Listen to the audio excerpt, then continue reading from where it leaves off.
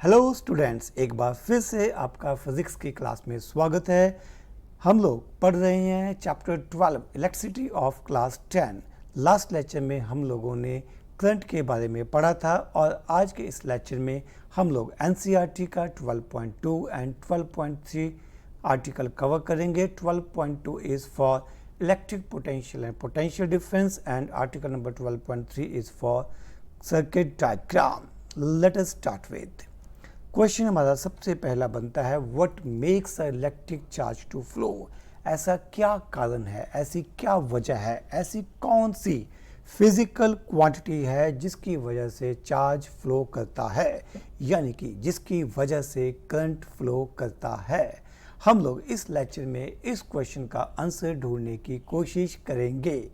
For that तो बच्चों, concept को समझने के लिए हम लोग यहाँ पर एग्जांपल लेते हैं कि अगर हमारे पास कोई परफेक्ट हॉरिजॉन्टल पाइप हो तो क्या उसमें से वाटर फ्लो करेगा। आपने यहाँ पे एक हॉरिजॉन्टल पाइप ली जिसमें कुछ पानी है, क्या पानी अपने आप फ्लो करेगा? Answer is no. जब तक कि कोई प्रेशर डिफरेंस नहीं होता तब तक हॉरिजॉन्टल पाइप में से वाटर फ्लो नहीं करेगा, राइट? अब ठीक ऐसे ही जो चार्जेस हैं वो भी अपने आप कॉपर वायर्स में से फ्लो नहीं करते। देखिए, अगर मैं यहाँ पर इस हॉरिजॉन्टल पाइप को एक वाटर टैंक के साथ जोड़ दूँ तो इस वाटर टैंक में एक अच्छी खासी हाइट तक वाटर भरा हुआ है। अब इस हाइट की वजह से इस पॉइंट और इस पॉइंट, पाइप के दोनों पॉइंट्स के अक्रॉस कुछ ना कुछ प्रेशर डिफरेंस है। ए पॉइंट पे प्रेशर ज़्यादा होगा as compare to pressure at point B, जिस वजह से वाटर जो है वो हाई प्रेशर से लो प्रेशर की तरफ फ्लो करना शुरू कर देगा। यानी कि अगर वाटर को फ्लो करना है तो उसे कुछ ना कुछ प्रेशर डिफरेंस चाहिए। बिना प्रेशर डिफरेंस के वाटर हॉरिजॉन्टल पाइप में से फ्लो नहीं कर सकता। सिमिलरली बच्चों, जिस तरह से हम वाटर के लिए कहते हैं प्रेशर डिफरेंस, उसी तरह से इलेक्ट्रिसिटी को फ्लो करने के लिए हमें इलेक्ट्रिक प्रेशर चाहिए। ठीक है, जब तक इलेक्ट्रिक प्रेशर डिफरेंस होगा तब तक चार्ज फ्लो करेगा और जब ये प्रेशर ख़त्म हो जाएगा, प्रेशर डिफरेंस ख़त्म हो जाएगा, तब चार्ज फ्लो करना बंद कर देगा। देखिए बच्चों, I am using word electric pressure और फिजिक्स में हम इस टर्म को कहते हैं पोटेंशियल डिफरेंस। यानी कि अगर किसी कंडक्टर के पास, मान लीजिए ये कॉपर वायर है, अगर इसके दो किनारों के पास पोटेंशियल डिफरेंस है तो इसमें से करंट फ्लो करेगा। अगर पोटेंशियल डिफरेंस नहीं है तो करंट फ्लो नहीं करेगा। चलिए इस बात को एक और एग्जांपल के थ्रू समझते हैं। मान लीजिए मेरे पास दो बॉडीज़ हैं, hot body and cold body. अगर मैं इन दोनों बॉडीज़ को आपस में कनेक्ट कर देता हूँ तो हीट किस डायरेक्शन में फ्लो करेगी? Heat will flow from a body at high temperature to a body at low temperature. और हीट कब तक फ्लो करेगी?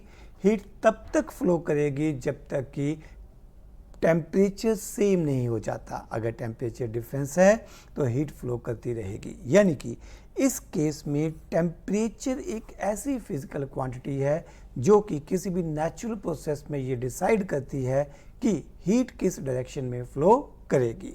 जैसा कि पिछले केस में हमने कहा था कि वाटर के केस में प्रेशर एक ऐसी फिजिकल क्वांटिटी है जो कि डिसाइड करती है कि वाटर फ्लो करेगा या नहीं। अगर करेगा तो किस डायरेक्शन में फ्लो करेगा। Water always flow from a point at high pressure towards a point at low pressure, right?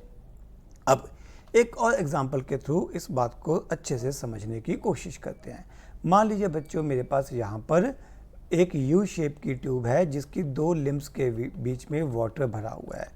ये जो आप सेंटर में देख रहे हो ये मेरे पास एक वॉल्व है। वॉल्व यानी कि एक ऐसा नॉब जो कि जब क्लोज होगा तो लिक्विड एक लिम्ब से दूसरी लिम्ब में नहीं जा पाएगा। जब इसको ओपन कर देंगे तो लिक्विड फ्लो करेगा। जस्ट लाइक आपके घर में एक टैप रहती है, अगर टैप क्लोज है तो वाटर बाहर नहीं आता, अगर टैप ओपन है तो वाटर फ्लो करना शुरू कर देता है। तो यहाँ पर मेरे पास दो लिम्स हैं, इन दोनों में वाटर की हाइट अलग अलग है। H1 is greater than H2, right.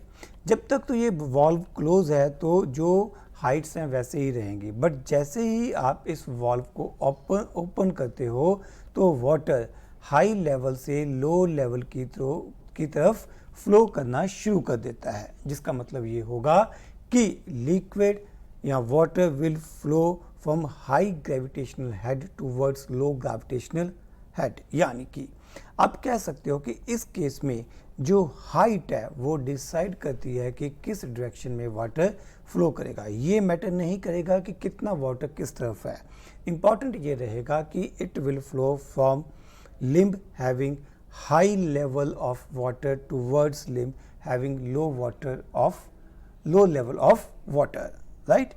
यानी कि यहाँ पर जो हाइट है जो कि बेसिकली प्रेशर को रिप्रेजेंट कर रही है वो लिक्विड के फ्लो को कंट्रोल करती है। इस केस में जो टेम्परेचर है वो हीट के फ्लो को कंट्रोल करता है। सो सिमिलरली हम लोग ये कह सकते हैं कि चार्ज के फ्लो को कंट्रोल करने वाली फिजिकल क्वांटिटी का नाम है पोटेंशियल डिफरेंस। ठीक है, I am using word potential difference. ठीक है, एक बॉडी जिसका पोटेंशियल हाई है तो ए पॉइंट ले लीजिए which is eight high potential. ठीक है, और दूसरी तरफ मेरे पास एक बॉडी है जिसका पोटेंशियल है लो। तो हम लोग ये कहेंगे कि अगर इन दोनों को जोड़ दिया जाए, इनको किसी कंडक्टिंग वायर के थ्रू कनेक्ट किया दिया जाए, then we can say that charge यानी कि positive charge will flow from a body at high potential towards a body at low potential. I repeat, I am saying positive charge will flow from a body at high potential towards a body at low potential। अगर आपको negative charge की बात करनी हो तो किसी natural process में जो नेगेटिव चार्ज है वो लो पोटेंशियल से हाई पोटेंशियल की तरफ फ्लो करता है। क्लियर? ओके, कंसेप्ट को और बेहतर ढंग से समझने के लिए ये देखते हैं कि किसी सेल या किसी बैटरी के अंदर क्या होता है। कोई भी बैटरी, जैसे मैंने इस एग्जांपल में यहाँ पर एक बैटरी बना रखी है, बेसिकली ये एक सेल है, इलेक्ट्रोकेमिकल सेल कहते हैं। दो शब्दों का कॉम्बिनेशन है, इलेक्ट्रिसिटी प्लस केमिकल रिएक्शन का कॉम्बिनेशन है, electricity plus chemical, electrochemical cell. इसके अंदर हमारे पास यहाँ पर एक सॉल्यूशन रहेगा, कोई इलेक्ट्रोलाइट रहेगा और साथ में इधर दो इलेक्ट्रोड्स रहेंगे। मान लीजिए ये कॉपर का इलेक्ट्रोड है और ये जिंक का इलेक्ट्रोड है, राइट। जिंक के ऊपर नेगेटिव चार्ज आ रहा है और कॉपर के ऊपर हमारे पास पॉजिटिव चार्ज आ रहा है। तो अब हमारे पास दो इलेक्ट्रोड्स, ठीक है, जो कि किसी इलेक्ट्रोलाइट के अंदर इमर्स किए गए हैं, ये हमारे पास एक सेल बनाता है। बहुत सारे सेल्स के कॉम्बिनेशन को हम लोग बैटरी कहते हैं, राइट। अब इस सेल का काम क्या है? इस सेल का काम है पोटेंशियल डिफरेंस को बनाए रखना। आई रिपीट, पोटेंशियल डिफरेंस को बनाए रखना। और पोटेंशियल डिफरेंस को ये कैसे बनाता है, कैसे मेंटेन करता है? थ्रू केमिकल एक्शन या थ्रू केमिकल रिएक्शन। सेल के अंदर केमिकल रिएक्शन होता है जिसकी वजह से इन दो इलेक्ट्रोड्स के पास पोटेंशियल डिफरेंस बना रहता है। जैसे जिंक जो इलेक्ट्रोड है वो हमेशा नेगेटिव पोटेंशियल पे रहेगा, जो कॉपर इलेक्ट्रोड है वो हमेशा पॉजिटिव पोटेंशियल पे रहेगा। क्लियर? तो केमिकल के प्रेजेंस होने की वजह से और केमिकल रिएक्शन के होने की वजह से इन दो इलेक्ट्रोड्स के पास हमेशा पोटेंशियल डिफरेंस बना रहता है।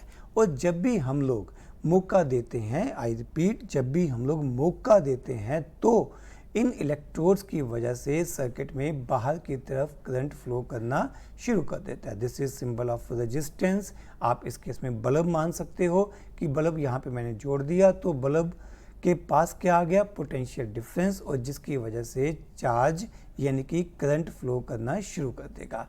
नोट करिए मेरे करंट की डायरेक्शन को, पॉजिटिव का मतलब है हाई पोटेंशियल और नेगेटिव का मतलब है लो पोटेंशियल। तो जो करंट है वो हाई पोटेंशियल से लो पोटेंशियल की तरफ फ्लो कर रहा है, ठीक है। और ये जो सेल है ये कॉन्टिन्यूसली पोटेंशियल डिफरेंस बना के रखता है, चाहे हम सेल को यूज़ करें चाहे सेल को यूज़ ना करें। Whether current is drawn from the cell और current is not drawn from the cell, it is the responsibility of the cell to maintain continuous potential difference, right? और ये कैसे संभव हो पाता है? Because of presence of chemicals and electrodes in the cell. बात को समझने के लिए हमारे पास एक शानदार एग्जाम्पल है। हमारे पास इस तरह से एक टैंक है जिसमें वाटर भरा हुआ है और इधर हमारे पास एक वॉल्व लगा हुआ है, ठीक है। अब वाटर कुछ हाइट के ऊपर है और इस हाइट की वजह से प्रेशर है, प्रेशर डिफरेंस है। तो प्रेशर डिफरेंस तो हमेशा बना हुआ है। जैसे ही आप इस वॉल्व को ओपन करोगे वाटर फ्लो करना शुरू कर देगा। जब तक ये वॉल्व बंद है तो वाटर फ्लो नहीं करेगा। वाटर सिर्फ तभी फ्लो करेगा जब वॉल्व को ओपन किया जाएगा। तो यहाँ पर भी सेल का बिहेवियर लगभग ऐसा ही होता है। जब तक कि आप एक्सटर्नल सर्किट कंप्लीट नहीं करते, रेजिस्टेंस नहीं जोड़ते, तब तक ये कुछ इस तरीके से बिहेव करता है। भैया प्रेशर डिफरेंस है, यानी कि यहाँ पर पोटेंशियल डिफरेंस है, बट यहाँ पर कोई लिक्विड फ्लो नहीं कर रहा है, यहाँ पे कोई चार्ज फ्लो नहीं कर रहा। जैसे ही आप इस वाल्व को ओपन करते हो तो लिक्विड फ्लो करना शुरू करता है। जैसे ही आप सर्किट में बल्ब लगा देते हो वैसे ही सर्किट में या बल्ब के थ्रू करंट फ्लो करना शुरू कर देता है। Electric potential difference. Electric potential difference को हम लोग कैसे डिफाइन करते हैं? Electric potential difference between two points in an electric circuit carrying some current is defined as the amount of work done in moving a unit charge from one point to other point। तो देखो बेटा, ये जो definition है this is specific as per NCERT. तो यहाँ पर बहुत ज़्यादा डिटेल में हम लोग नहीं जाएंगे, जितना हमारे पास कोर्स है उसी के हिसाब से हम लोग फोकस करेंगे। तो यहाँ पर मैं कुछ एग्जांपल्स के थ्रू समझाने की कोशिश करूँगा। मान लीजिए मेरे पास ये पॉइंट ए है और ये पॉइंट बी है। अभी मैंने सर्किट कंप्लीट कर दिया है। ये पॉजिटिव एंड है, ये नेगेटिव साइड है। पॉजिटिव का मतलब होगा हाई पोटेंशियल और नेगेटिव का मतलब बच्चों होगा लो पोटेंशियल, राइट। अब जो चार्ज है वो हाई पोटेंशियल से लो पोटेंशियल की तरफ फ्लो करेगा। कौन सा charge? Positive charge will flow from high potential to low potential. आपको ध्यान रखना है कि एक्चुअल में अगर हम कंडक्टर्स की बात कर रहे हैं तो उनमें से इलेक्ट्रॉन्स फ्लो कर रहे हैं, but we are not focusing, we are not defining current in terms of negative charge, that is in terms of electrons. We discuss in terms of positive charge. So positive charge will flow from a point at high potential to low potential। अब A से B तक ले जाने में हमें जितना work done करना पड़ा per unit charge, that is known as potential difference। ठीक है, इसको ऐसे देखते हैं कि मेरे पास दो पॉइंट्स हैं A and B। A point से बी पॉइंट तक मैं किसी चार्ज को मूव कर रहा हूँ, से प्लस क्यू चार्ज को। ए पॉइंट का पोटेंशियल है वी ए, बी पॉइंट का पोटेंशियल है वी बी। जो वी सिंबल है it is used for potential. V A का मतलब होगा potential at point A, V A का मतलब होगा potential at point A and V B का मतलब होगा potential at point B, right. तो जब मैं इस चार्ज को मूव कर रहा हूँ ए पॉइंट से बी पॉइंट तक, कौन से चार्ज को? प्लस क्यू, तो मुझे कुछ वर्क करना पड़ेगा and that work done per unit charge in moving charge from point A to B is defined as potential difference between two points. This is defined as potential difference between two points. Delta V represent symbol potential difference. तो A से B तक हमने charge को move किया। ए से B तक move करने में जो वर्क करना पड़ा per unit charge, that is defined as potential difference between two points. यहाँ पे ध्यान देना बच्चों, हम चार्ज को मूव कर रहे हैं ए से बी तक, और जब पोटेंशियल डिफरेंस लिखेंगे तो फाइनल पॉइंट का पोटेंशियल माइनस इनिशियल पॉइंट का पोटेंशियल। देखो बच्चों, मैं बार बार एक शब्द यूज कर रहा हूँ पॉइंट का potential, potential at point A, potential at point B. तो जो पोटेंशियल फिजिकल क्वांटिटी है it is defined at point, ठीक है। जैसे मैं कहता हूँ टेम्परेचर एट दिस पॉइंट, ठीक है, position of the particle at this point, right. तो पोटेंशियल जो है वो एक स्केलर क्वांटिटी है और ये पॉइंट्स के लिए, हर पॉइंट के लिए स्पेस में डिफाइन की जाती है। और इसको हम मेजर कैसे करते हैं? It is measured as work done in moving charge from point A to B per unit charge. This is equal to potential difference between two points। चलिए मैं इसको इरेज करता हूँ और पोटेंशियल डिफरेंस को एक बार फिर से एक और एनालॉजी के थ्रू समझने की कोशिश करते हैं। मान लीजिए ये पॉइंट A है और ये पॉइंट B है। तो A पॉइंट का पोटेंशियल ज़्यादा है as compare to point B। यहाँ पर आप पोटेंशियल एनर्जी कह सकते हो, ठीक है। अगर मैं इलेक्ट्रिसिटी के टर्म्स में कहूँगा तो पोटेंशियल कहूँगा, अगर आप ग्रेविटेशन की टर्म्स में देखोगे तो आप हाइट कह सकते हो कि भैया ए पॉइंट की हाइट बी पॉइंट के मुकाबले में ज़्यादा है। तो मैं कह सकता हूँ height of A is more than height of B.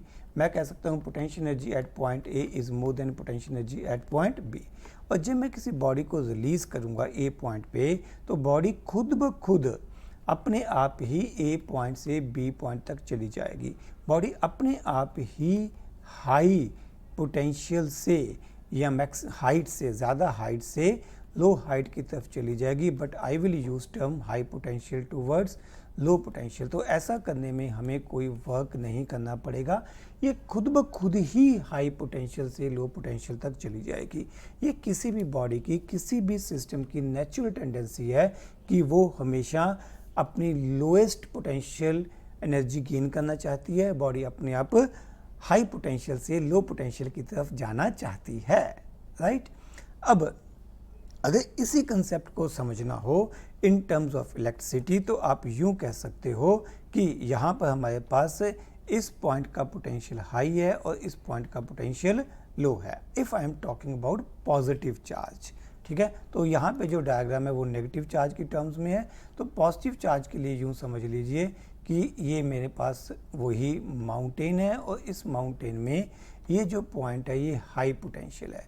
मान लीजिए ये 0.800 वोल्ट है, ये बी पॉइंट है और बी पॉइंट का पोटेंशियल है -0.340 वोल्ट, राइट। अब अगर मैं यहाँ पर किसी पॉजिटिव चार्ज को रिलीज करता हूँ तो ये अपने आप ही हाई पोटेंशियल से लो पोटेंशियल की तरफ आ जाएगा। और ये पोटेंशियल डिफरेंस मेंटेन कौन कर रहा है? इस पोटेंशियल डिफरेंस को मेंटेन करेगी यहाँ पर बैटरी। तो बैटरी के टर्मिनल्स मैं यहाँ पे इस तरीके से लगाऊंगा, ये पॉजिटिव टर्मिनल, ये नेगेटिव टर्मिनल। पॉजिटिव का मतलब हाई पोटेंशियल, नेगेटिव का मतलब लो पोटेंशियल हो जाएगा। और ये जो रास्ता होगा, किस रास्ते से चार्ज को फ्लो करना है, वो एक कंडक्टिंग वायर हो सकती है, वो एक बल्ब हो सकता है और कोई भी और कंडक्टिंग पाथ हो सकता है। तो चार्ज हाई पोटेंशियल से लो पोटेंशियल तक तो, यानी कि इस पॉइंट से यहाँ तक तो अपने आप आ जाएगा, बट लो पोटेंशियल से हाई पोटेंशियल तक पहुँचाने का काम बैटरी करेगी। और यहीं पे है बैटरी वर्क करती है, यहीं पे बैटरी की एनर्जी कंज्यूम होती है। यानी कि बैटरी अपना वर्क, अपनी एनर्जी कहाँ पे लगाती है? वो लो पोटेंशियल से हाई पोटेंशियल तक चार्ज को पहुंचाने में लगाती है। देखो बच्चों, यहाँ पर चार्ज अपने आप पहुंच जाएगा प्लस क्यू, और इसको लो पोटेंशियल से यहाँ तक हाई पोटेंशियल तक पहुंचाने का काम that is done by this battery, right. इस डायग्राम को आप फिलहाल रेफर नहीं करोगे बिकॉज मैंने आपको पॉजिटिव चार्ज की टर्म्स में समझाया है, तो आपको इस डायग्राम को रेफर नहीं करना। अच्छा, अब यहाँ पे एक चीज़ और देखिए बच्चों, यहाँ पे मैंने लिखा ए पॉइंट का potential point A, B point का पोटेंशियल -3.4 वोल्ट। तो पोटेंशियल डिफरेंस कितना आ गया? 0.8 माइनस -0.34। ये आपके पास आ गया 0.8 प्लस 0.34, यानी कि 1.14 वोल्ट। यानी कि इन दो पॉइंट्स, पॉइंट ए और बीच का पोटेंशियल डिफरेंस 1.1 वोल्ट है। और जब भी पोटेंशियल डिफरेंस होगा और चार्ज को कंडक्टिंग पाथ मिलेगा तो charge will flow, positive charge will flow from a body at high potential towards a body at low potential. Clear? चलिए, अब हम लोग इस सेल की बात करें तो यहाँ पर ये जिंक इलेक्ट्रोड मान लीजिए, ये कॉपर है, कॉपर के ऊपर हमारे पास था पॉजिटिव चार्ज, जिंक के ऊपर था नेगेटिव चार्ज। तो ये जो पॉजिटिव और नेगेटिव चार्ज है, ये पॉजिटिव और नेगेटिव पोटेंशियल्स को भी डिफाइन करेंगे। यानी कि इस कॉपर इलेक्ट्रोड का पॉजिटिव पोटेंशियल है, मान लीजिए प्लस 0.8 वोल्ट। ये जस्ट एग्जाम्पल है, मुझे जिंक कॉपर के एग्जैक्ट पोटेंशियल्स का ध्यान नहीं है। नेगेटिव इलेक्ट्रोड के लिए मान लीजिए ये है -0.340 वोल्ट। तो इस सेल के पास पोटेंशियल डिफरेंस, ऐसा करते हैं आसान रखने के लिए, मैं समझाने के लिए इसको ऐसे मान लेता हूँ, ठीक है। This is just example, not exact data, not exact data, right. तो अब मेरे पास potential difference between two electrodes कितना हो जाएगा? 0.8 minus -0.7। This comes out 1.5 volt, यानी कि मेरे पास एक ऐसा सेल जिसके इलेक्ट्रोड्स के पास पोटेंशियल डिफरेंस 1.5 वोल्ट है। यानी कि हमेशा इस सेल के इलेक्ट्रोड्स और केमिकल्स इन दो इलेक्ट्रोड्स के पास 1.5 वोल्ट का पोटेंशियल डिफरेंस मेंटेन रखते हैं, और जब भी मैं इसके एक्सटर्नल सर्किट में कोई रेजिस्टेंस, कोई बल्ब, कोई कंडक्टिंग पाथ दूंगा तो चार्ज इस एक्सटर्नल सर्किट में से फ्लो करना शुरू कर देगा। चलिए एक एनिमेशन के थ्रू हम लोग अपने इस कंसेप्ट को बढ़िया से समझने की कोशिश करते हैं। तो बच्चों, आप लोग इस एनिमेशन में देख सकते हो कि हमारे पास एक सेल है और इस सेल का काम चार्जेस को लो पोटेंशियल से हाई पोटेंशियल तक पहुंचाना है। तो डायग्राम के अंदर सेल में नीचे वाला हिस्सा लो पोटेंशियल को और ऊपर वाला हिस्सा हाई पोटेंशियल को रिप्रेजेंट करता है। तो जो बैटरी है या सेल है वो इस हिस्से में काम करता है चार्जेस को नीचे से उठा के ऊपर रखने में। उसके बाद चार्जेस अपने आप ही हाई पोटेंशियल तक पहुंचने के बाद अपने आप ही नीचे यानी कि लो पोटेंशियल तक आ जाते हैं। और रास्ते में हमने क्या लगा दी, एक रेजिस्टेंस या एक कंडक्टिंग पाथ। यहाँ पर इस डायग्राम में हमने एक बल्ब लगा रखा है। तो इस बल्ब में से जब चार्जेस पास करेंगे तो यहाँ पे पॉजिटिव चार्ज की बात हो रही है, क्योंकि पॉजिटिव चार्ज ही हाई पोटेंशियल से लो पोटेंशियल की तरफ आ रहा है। क्लियर बच्चों? तो यहाँ पर ये बल्ब ग्लो करना शुरू कर देगा जब चार्जेस इस बल्ब में से पास करेंगे। ये देखिए यहाँ पर इस डायग्राम में देखिए बल्ब में से पास करते हुए चार्जेस हाई पोटेंशियल से लो पोटेंशियल की तरफ जा रहे हैं। लो पोटेंशियल से हाई पोटेंशियल तक उठा के रखने का काम जो है that is done by this cell और बाय दिस बैटरी। क्लियर? चलिए वापस अपनी डिस्कशन पे चलते हैं। यहाँ पर एक और एनालॉजी, एक और कंसेप्ट के थ्रू पोटेंशियल डिफरेंस को समझाने की कोशिश की गई है। मान लीजिए मेरे पास ये कुछ इस तरीके की पाइप है। इस पाइप के अंदर मैं यहाँ पे एक बॉल को रिलीज करता हूँ, तो ग्रेविटी की वजह से ये बॉल अपने आप ही स्लाइड करते हुए यहाँ तक पहुँच जाएगी। और मैं चाहता हूँ कि ये बॉल लगातार मूव करती रहे, यानी कि अब मुझे इस बॉल को उठा के यहाँ से ऊपर पहुँचाना पड़ेगा। तो यूँ सिचुएशन समझ लीजिए कि मुझे बॉल को कहाँ पहुँचाना है, हाई लेवल पे, हाइट पे, ज़्यादा ऊंचाई के ऊपर पहुँचाना है। तो इसके लिए मुझे पहले नीचे झुक के, ठीक है, डायग्राम में समझिए थोड़ा सा, तो यहाँ पे मुझे इस तरह से बेंड होते हुए बॉल को उठा के हाई पोटेंशियल तक यानी कि हाई लेवल तक पहुंचाना पड़ेगा। और जब भी मैं बॉल को नीचे से ऊपर उठाऊंगा then I have to do work, मुझे लगातार काम करना पड़ेगा, तभी ये बॉडी या ये बॉल लगातार मूव करती हुई रहेगी। ठीक है, अदरवाइज यहाँ पे आके बॉल रुक जाएगी और सिस्टम हॉल्ट हो जाएगा। क्लियर? तो हमें क्या करना है, हमें बॉल को लगातार ग्राउंड से उठा के ऊपर रखना है। अब आप सिचुएशन को इस तरह से समझो, ये बॉल नहीं है बल्कि पॉजिटिव चार्ज है। तो पॉजिटिव चार्ज अपने आप, इस पोजीशन को बोलो हाई पोटेंशियल, अपने आप हाई पोटेंशियल से लो पोटेंशियल तक आ जाएगा और लो पोटेंशियल से उठा के इसे हाई पोटेंशियल तक पहुंचाना पड़ेगा, and that is done by battery. तो बैटरी की केमिकल एनर्जी कंज्यूम होती है to move positive charge from low potential to high potential, यानी कि यहाँ पर बैटरी वर्क करती है और उसी वर्क की वजह से ही सर्किट में लगातार चार्जेस मूव करते रहते हैं। क्लियर? जब भी हम किसी सेल को या किसी बैटरी को किसी सर्किट एलिमेंट के साथ कनेक्ट करते हैं तो पोटेंशियल डिफरेंस सेटअप हो जाता है, जिसकी वजह से सर्किट में करंट फ्लो करना शुरू कर देता है। यूं देखिए कि ये मेरे पास एक बल्ब है, इस बल्ब को बच्चों मैंने एक बैटरी के साथ जोड़ दिया। इस बैटरी के पास मान लीजिए पोटेंशियल डिफरेंस है 3.0 वोल्ट, यानी कि इस बल्ब के अक्रॉस जो दो पॉइंट्स हैं इनके पास भी 3.0 वोल्ट का पोटेंशियल डिफरेंस आ गया है। और इस पोटेंशियल डिफरेंस की वजह से सर्किट में चार्जेस मूव करना शुरू कर देते हैं, यानी कि करंट फ्लो करना शुरू कर देता है।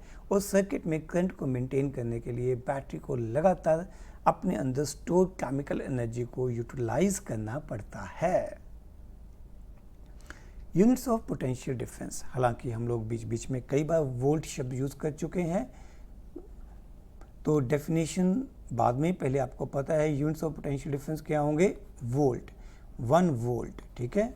तो आप दो टर्म्स यहाँ पे यूज़ करते हो, पोटेंशियल एट अ पॉइंट, ठीक है, किसी पॉइंट पे पोटेंशियल आप लिखते हो तो आप लिखते हो 5 वोल्ट पोटेंशियल है, ठीक है, नो प्रॉब्लम, ठीक है। किसी पॉइंट पे पोटेंशियल की वैल्यू 0 भी हो सकती है, पोटेंशियल एट एनी पॉइंट में बी 0 वोल्ट। किसी पॉइंट पे पोटेंशियल की वैल्यू नेगेटिव भी हो सकती है, ठीक है, it may be negative also, यानी कि पोटेंशियल पॉजिटिव, नेगेटिव और 0 कुछ भी हो सकता है।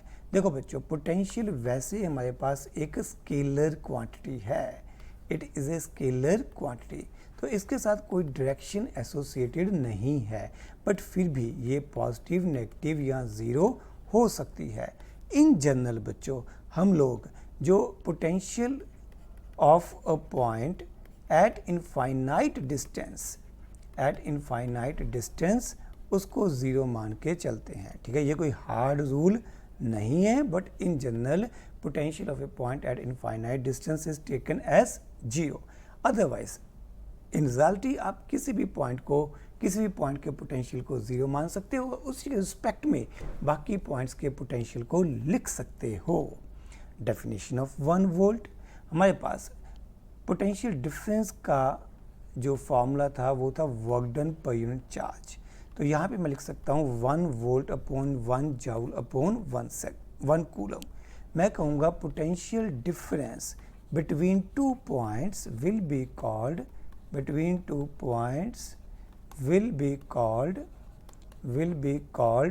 1 volt if 1 joule of work has to be done in moving 1 coulomb of charge, from one point to another point, from one point to other point. The potential difference between 2 points will be called 1 volt if 1 joule of work has to be done in moving 1 coulomb of charge from one point to another point. Potential difference को measure कैसे किया जाता है? Potential difference को measure करने वाली device का नाम है volt meter, right, it is volt meter. और याद रखिए कि जो वोल्ट मीटर है it is always connected in parallel, ठीक है। हमने एमीटर के बारे में पढ़ा था, एमीटर हमेशा कैसे जोड़ा जाता है, सीरीज कॉम्बिनेशन में। वोल्ट मीटर बिल्कुल उसका उल्टा है, वोल्ट मीटर को पैरेलल में जोड़ा जाता है। अभी सीरीज कॉम्बिनेशन क्या है, पैरेलल कॉम्बिनेशन क्या है, आपको पूरा क्लियर नहीं है, don't worry about that, we will discuss all stuff in detail in coming lectures. Okay, अगला पॉइंट है कि voltmeter is a high resistance device, ठीक है। जैसे हमने एम मीटर में कहा था कि इसकी रेजिस्टेंस लो होती है, वोल्ट मीटर की रेजिस्टेंस हाई होती है। एक आइडियल वोल्ट मीटर की रेजिस्टेंस इनफाइनाइट होती है। Ideal volt meter offers infinite resistance, यानी कि इनफाइनाइट रेजिस्टेंस का मतलब है अनलिमिटेड रुकावट, किसमें, to the flow of charge.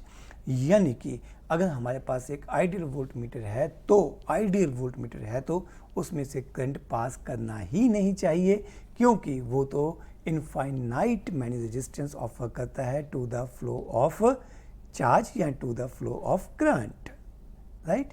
यहाँ पर हमारे पास 2 वोल्ट मीटर्स हैं, इन दोनों वोल्ट मीटर्स की रेंज अलग अलग है। ये वोल्ट मीटर 0 से 10 वोल्ट तक का है, जबकि दूसरा 0 से 30 वोल्ट तक का है। इसके 0 और 2 के बीच में 10 डिविजन्स हैं, यानी कि इसकी लीस्ट काउंट की वैल्यू 2/10, 2 वोल्ट अपॉन 10 डिवीज़न, यानी कि 0.2 वोल्ट हो गई।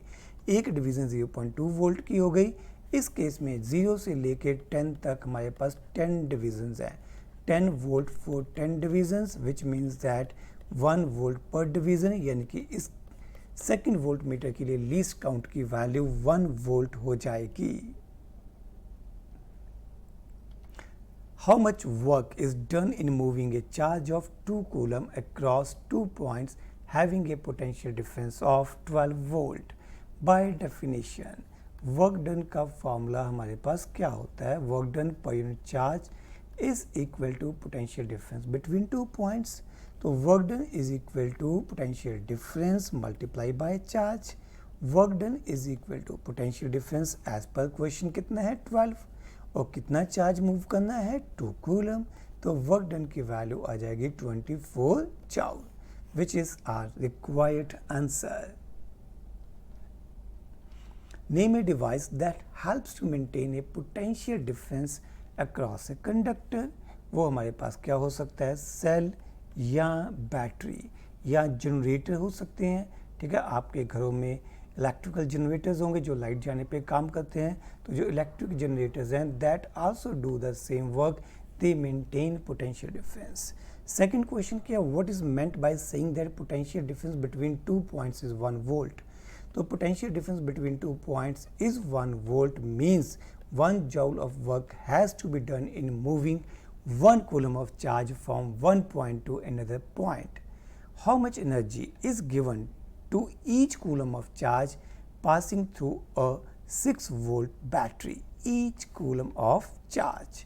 तो भाई साहब, work done per unit charge is equal to potential difference. तो पोटेंशियल डिफरेंस हमारे पास कितना है 6, और कितना चार्ज है 1 कूलम 6 वोल्ट, जिसका मतलब वर्क डन की वैल्यू बन जाएगी 6 जूल। यानी कि अगर 1 कूलम चार्ज 6 वोल्ट की बैटरी में से पास करता है तो हमने उस चार्ज को 6 जूल ऑफ एनर्जी सप्लाई कर दी। Rheostat, rheostat is a device which is basically a variable resistance, यानी कि एक ऐसी रेजिस्टेंस जिसकी वैल्यू को कम ज़्यादा किया जा सकता है। इसके डिज़ाइन को बाद में देखते हैं, पहले बेसिक आइडिया समझते हैं क्या। मान लीजिए बच्चों, ये आपके पास एक हॉलो पाइप है। ठीक है, एक हॉलो पाइप है। आपने इस पाइप के ऊपर अब कुछ कॉपर की या किसी और मटेरियल की कंडक्टिंग मेटल की वायर को वाउंड कर दिया। तो मैं वायर का फ्रंट साइड शो करूंगा, बैक साइड आप लोग समझ ही जाओगे कि वो आपको विजिबल नहीं है, राइट। तो कुछ इस तरीके से हमने इस पाइप के ऊपर बहुत ही पास जो वायर्स है वाउंड कर दी हैं। ये वायर्स आपस में इंसुलेटेड हैं, यानी कि एक दूसरे से करंट पास नहीं कर सकती, राइट। तो कुछ ये हमारे पास सिचुएशन है, बहुत सारी नंबर ऑफ टर्न्स यहाँ पर हैं और ये सिचुएशन बन गई। उम्मीद करता हूँ आपको डायग्राम क्लियर है। अब जितनी वायर लंबी ज़्यादा होगी उतनी रेजिस्टेंस की वैल्यू, करंट के फ्लो में आने वाली रुकावट की वैल्यू भी ज़्यादा होगी। अब अगर मैं यहाँ पर एक सेल या एक बैटरी जोड़ दूँ तो इस रेजिस्टेंस में से करंट पास करना शुरू कर देगा या इस कंडक्टिंग वायर में से करंट पास करना शुरू कर देगा। अब अगर मैं इस वायर की लेंथ को कम कर लूं तो रेजिस्टेंस, रुकावट, ठीक है, obstruction to the flow of current will also decrease, right.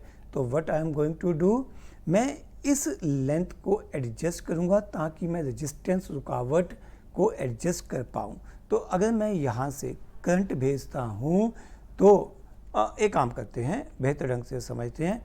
मान लीजिए कि मैं यहाँ पे एक कनेक्शन ले लेता हूँ, तो अब इस केस में क्या होगा, मेरे पास पॉइंट ए से लेके पॉइंट बी तक की वायर सर्किट में आ जाएगी। क्लियर। तो अब सिर्फ इतनी वायर ही हमारे सर्किट में आएगी, ठीक है। ये बाकी का हिस्सा वायर का सर्किट में नहीं आएगा, इस हिस्से में से करंट पास नहीं करेगा। अगर मैं इस पॉइंट पे पॉइंट सी पे कनेक्शन जोड़ता हूँ तो इतनी वायर सर्किट में आएगी और उसी के हिसाब से करंट फ्लो करेगा, यानी कि अब रेजिस्टेंस की वैल्यू कम हो जाएगी। अगर मैं यहाँ पे कनेक्शन जोड़ता हूँ तो अब ये पूरी की पूरी वायर जो इस हॉलो पाइप के ऊपर वाउंड की गई है, पूरी की पूरी लेंथ कैलकुलेशन में आ जाएगी और इस केस में रेजिस्टेंस की वैल्यू सबसे ज़्यादा होगी। इट मीन्स दैट अगर मैं इस एंड से, ठीक है, इस एंड को अभी फ़िलहाल बी मान लेते हैं, बी एंड से ए एंड की तरफ मूव करता हूँ तो इफ़ेक्टिव लेंथ कम होती चली जाएगी और जिसकी वजह से जो रेजिस्टेंस जो रुकावट to the flow of current आनी है वो कम होती चली जाएगी। मीन्स अगर मैं बी पॉइंट पे सर्किट जोड़ता हूँ तो मेरे पास रेजिस्टेंस सबसे ज़्यादा होगी, यहाँ पर उससे कम, उससे कम, उससे कम, उससे कम एंड सो ऑन। तो इस तरह से मेरे पास कॉन्टैक्ट अलग अलग पॉइंट पे जोड़ने से रेजिस्टेंस की वैल्यू चेंज होती चली जाएगी, और यही हमारा रियोस्टैट भी करता है। वेरिएबल रेजिस्टेंस, ये रेजिस्टेंस का सिंबल है बेटा, और जब मैं रेजिस्टेंस वाले इस सिंबल के ऊपर एरो डाल देता हूँ तो इसका मतलब बन जाता है this is variable resistance, right. अब हमारा जो रियोस्टैट है वो कुछ इस प्रकार का होता है। यहाँ पर बच्चों आप लोग देख सकते हो कि एक टर्मिनल यहाँ पे जोड़ रखा है, एक टर्मिनल यहाँ पे जोड़ रखा है, ठीक है। और ये जो आप ब्लैक कलर की देख रहे हो ये कंडक्टिंग वायर है। तो होता क्या है कि ये इसके ऊपर ये एक मूविंग कॉन्टैक्ट है विच इज़ कॉल्ड जॉकी, ठीक है, विच इज़ कॉल्ड जॉकी। अब होता क्या है बेटा कि हमने एक टर्मिनल यहाँ पे जोड़ा, तो टर्मिनल यहाँ पे जोड़ा तो यहाँ से वायर घूमती हुई हमारे सर्किट में आ रही है। ऊपर से इस जॉकी के थ्रू, इसके नीचे आपको दिखाई नहीं दे रहा है यहाँ पे कि मेटालिक कॉन्टैक्ट रहता है, और ये भी मेटल है, तो यहाँ पे कॉन्टैक्ट जुड़ा होता है। तो यानी कि अब इस तरह से कॉन्टैक्ट हमारा जुड़ा हुआ है। क्लियर? मैं डायग्राम को साइड में बना के समझाता हूँ। ये नीचे हमारे पास रेजिस्टेंस वायर है, ठीक है। इसका एक टर्मिनल ये वाला नीचे वाला जिसको जेड पिन के साथ जोड़ा गया है, जेड क्लिप के साथ जोड़ा गया है, कुछ इस तरह से हो गया। दूसरा ये जॉकी वाला हिस्सा है, ये टर्मिनल यहाँ पे है, दूसरा जॉकी वाला टर्मिनल यहाँ पे है, ठीक है। ये वाला टर्मिनल है जिसको ब्लैक कलर से आप जोड़ लीजिए, मान लीजिए ब्लैक से जोड़ा हुआ है। तो अब जैसे जैसे ये जॉकी इधर को मूव करता चला जाएगा, लेफ्ट की तरफ मूव करता चला जाएगा, वैसे वैसे हमारे पास इफेक्टिव रेजिस्टेंस की वैल्यू चेंज होती चली जाएगी। मैं जॉकी को इस तरह से जोड़ लेता हूँ ताकि आपको समझना आसान हो, लाइक दिस, ठीक है। This is jockey. जैसे जैसे जॉकी इस तरफ मूव करेगा वैसे वैसे जो इफेक्टिव रेजिस्टेंस की वैल्यू है वो चेंज होती चली जाएगी। जॉकी यहाँ पे आ गया तो इफेक्टिव रेजिस्टेंस की वैल्यू यहाँ तक आ जाएगी। Is that clear? ग्रेट। तो हमारे पास रियोस्टैट क्या है? This is a device which act as variable resistance, ठीक है। और वेरिएबल रेजिस्टेंस के लिए हमारे पास ये सिंबल है, एक ऑर्डिनरी रेजिस्टेंस के लिए ये सिंबल है, और रियोस्टैट के लिए अगर हमें बनाना हो तो हम ये सिंबल यूज़ करते हैं सर्किट डायग्राम में। इसके ऊपर लिखते हैं RH which means rheostat, right. And next we have symbols for electric components और सर्किट सिंबल्स। जब भी हम कोई इलेक्ट्रिक सर्किट बनाएंगे तो उसमें से कौन कौन से कंपोनेंट के लिए क्या क्या सिंबल यूज़ करेंगे ये हम लोग डिस्कस करेंगे। इनमें से काफ़ी सिंबल्स हम लोग पहले ही डिस्कस कर चुके हैं। एन इलेक्ट्रिक सेल, एक सिंगल सेल के लिए ये सिंबल, प्लस माइनस, बैटरी या कॉम्बिनेशन ऑफ सेल्स के लिए अल्टरनेट, छोटी लाइन बड़ी लाइन, छोटी लाइन नेगेटिव के लिए और बड़ी लाइन पॉजिटिव के लिए हो जाएगी। प्लग की और स्विच, तो हम लोगों ने इसको ओपन के लिए ये सिंबल था, क्लोज के लिए अगर हम बीच में एक डॉट लगा देंगे तो ये क्लोज स्विच के लिए सिंबल हो जाएगा। वायर ज्वाइंट, दो वायर्स आपस में जुड़ रही हैं तो ये वायर ज्वाइंट हो जाएगा। वायर क्रॉसिंग विदाउट ज्वाइनिंग, एक वायर दूसरी वायर के ऊपर से जा रही है बिना जुड़े हुए, क्रॉस करने के लिए हम लोग यहाँ पे एक किंक दिखाएंगे। इलेक्ट्रिक बल्ब, इलेक्ट्रिक बल्ब का सिंबल तो हम लोग पिछले लेक्चर्स में कई बार यूज़ कर चुके हैं। A register of resistance R, a register of resistance R, a variable resistance अभी अभी यूज़ किया था रियोस्टैट के लिए और वेरिएबल रेजिस्टेंस के लिए, राइट। एमीटर, एमीटर के लिए एक एमीटर, इधर प्लस माइनस हो जाएगा। Similarly for volt meter we can write down V and plus minus. These are various electrical symbols that we will use in circuit diagrams. हम बार बार बात करें कनेक्टिंग वायर्स की, एक कंपोनेंट को दूसरे कंपोनेंट के साथ जोड़ने के लिए। जैसे सेल को अगर मुझे जोड़ना है विद बल्ब तो ये डायग्राम बनेगी। अब यहाँ पर सेल तो इतना ही है, बल्ब भी इतना ही है, तो बल्ब के इस टर्मिनल से सेल के पॉजिटिव टर्मिनल तक एक वायर जोड़ी गई है which is known as connecting wires. ये हमारे पास डायग्राम या एक एक्चुअल कनेक्टिंग वायर है। ऊपर कॉपर के ऊपर यहाँ पर इंसुलेटेड मटेरियल है रेड कलर, जो कि पॉजिटिव टर्मिनल के साथ कनेक्ट करने के लिए यूज़ किया जाता है। ये आप लोग स्कूल लैब में यूज़ करोगे। सिमिलरली ये भी एक दूसरी कनेक्टिंग वायर है जो कि आप लोग यूज़ करते हो इन सर्किट्स, राइट। तो यहाँ पर ये आपके पास कनेक्टिंग वायर हो जाएगी, राइट।